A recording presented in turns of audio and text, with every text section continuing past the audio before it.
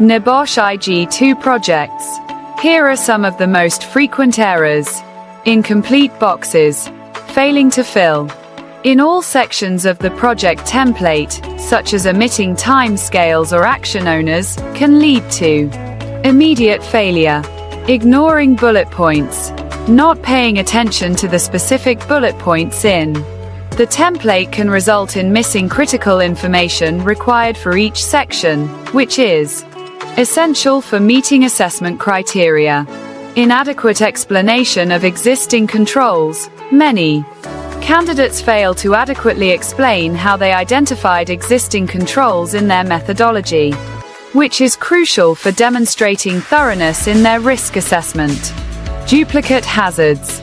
Listing duplicate hazards instead of identifying 10 distinct ones can lead to a failure because examiners will only count unique hazards.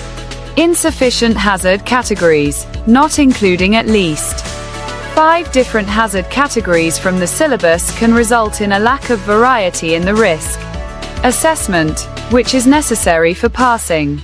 Vague descriptions of injuries. Being too general when describing potential injuries can lead to failure. Candidates must specify the nature of injuries, rather than using vague terms.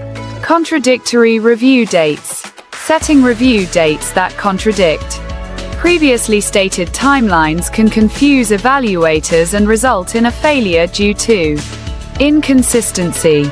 Doubts about control measures. Expressing uncertainty about whether recommended actions will effectively control risks is a critical mistake that leads to immediate failure.